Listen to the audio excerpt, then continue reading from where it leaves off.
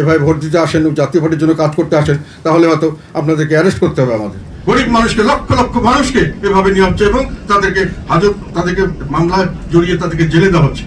আমরা খেয়াল করছি যে এই আমাদের অনেক ভোটার আছে যারা আমাদেরকে ভোট দিবেন বলে মনস্থ করেছেন বা তারা আমাদেরকে জানাচ্ছেন যে তাদের উপর হুমকি আসছে আমাদের প্রতিদ্বন্দ্বী দলগুলোর থেকে, প্রার্থীর থেকে, এবং তারা বলতে চাচ্ছেন যে আমাদের যদি তারা ভোট দেওয়া এরকম কোনো অবস্থা তারা মনে করেন তাহলে তাদেরকে তারা মিথ্যা মামলা ফাঁসিয়ে দিয়ে তাদেরকে অ্যারেস্ট করানো হবে এবং তারা থানাতে এইভাবে যোগাযোগ করছেন।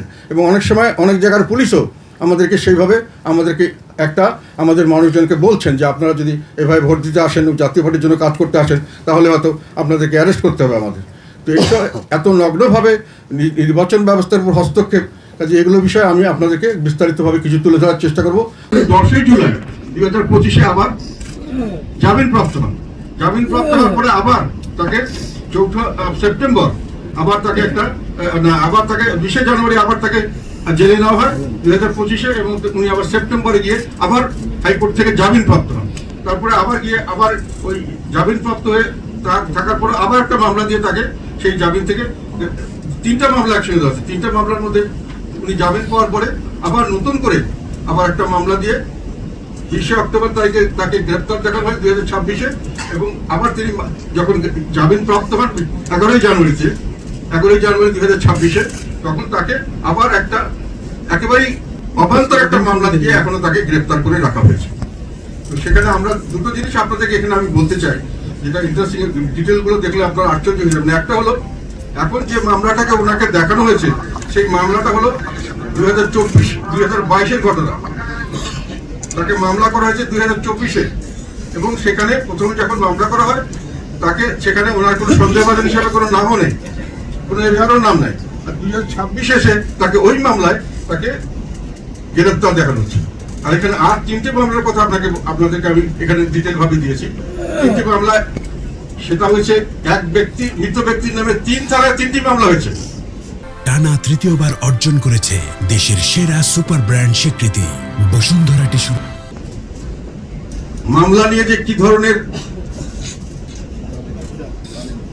বাণিজ্য শোধনে হুজ্জতি, সাধারণ মানুষকে নির্যাতন নিপীড়ন করা হচ্ছে, জনগণের উপর অত্যাচারের সিস্টেম চালিয়ে দেওয়া হচ্ছে এই মামলার নাম নিয়ে। এই অন্তর্বর্তীকালীন সরকার এটা করছেন। হিংস্রতা তারা দেখাচ্ছেন এখানে সাধারণ নিরীহ মানুষের উপরে। লক্ষ লক্ষ মানুষকে এইভাবে তারা মামলা দিচ্ছে। সেই জন্য আমি বলতে চাই, একটা মামলা যে শহীদরা মারা গেছে, সেই শহীদদের পবিত্র রক্ত এবং মাংসকে বিক্রি করে তারা সাধারণ মানুষের উপর নির্যাতন চাপিয়ে দিচ্ছে তাদের এই শাসন ব্যবস্থাকে দীর্ঘায়িত করার জন্য। তারা জানেন, তারা বলেছেন যে 99টি মামলা এখানে পুলিশের আইজি বলেছেন, আমার জানা মতে আমাদের আইন উপদেষ্টা বলেছেন, আরো অনেকেই বলেছেন যে হ্যাঁ এটাই একটা বড় সমস্যা, অনেক মামলা সমস্যা সমাধান করছেন না, ব্যবহার করছেন। মানে এগুলোকে ব্যবহার করে ওনারা মানুষের উপর নির্যাতনের স্ক্রিপ্ট চালিয়ে দিচ্ছেন। এটা পরে আসছে। সেখানে একটা মামলা আপনাকে বলছি, যেটা হলো 3টি থানায় আলাদা মামলা। হাতিঝিল থানায় মামলা, একজন মারা গেছে। একটা বাড্ডা থানায় মামলা করেছে আর ভাটারা থানায় মামলা করেছে। একটি মামলার বাদী মৃত ব্যক্তির বাল্য বন্ধু, আরেকটি মামলার বাদী মৃত ব্যক্তির চাচা, অপর মামলার বাদী মৃত ব্যক্তির ভাই। উল্লেখ্য, বাড্ডা মামলার বাদী ভাটারা মামলার সাক্ষী 2 নম্বর সাক্ষী। মানে নিজেদের মধ্যে ভাগ বাটোয়ারা করে একটা ব্যবসা করেছে, এবং এই ব্যবসার মাধ্যমে সরকারও এটাকে মোটামুটি এটার বিরুদ্ধে কিছু করছেন না, ওনাকে ব্যবহার করছেন, ওনাকে প্রশ্রয় দিচ্ছেন, আর এতে লাভবান হচ্ছে সাধারণ আপনার যারা মামলা দিচ্ছে তারা বিরাটভাবে বাণিজ্য করছে। এখানে পুলিশ বাণিজ্য করছে, এখানে উকিলরা বাণিজ্য করছেন, এবং আদালতের সঙ্গে জড়িত সবাই বাণিজ্য করছেন। গরিব মানুষকে, লক্ষ লক্ষ মানুষকে এভাবে নিয়ে হচ্ছে এবং তাদেরকে মামলায় জড়িয়ে তাদেরকে জেলে দেওয়া হচ্ছে। এবং এটা শুধু মানে সাধারণ মানুষ শুধু নয়, যে কোনো ধরনের মানুষ, যাকে ইচ্ছা যে ইচ্ছা সে দিচ্ছে।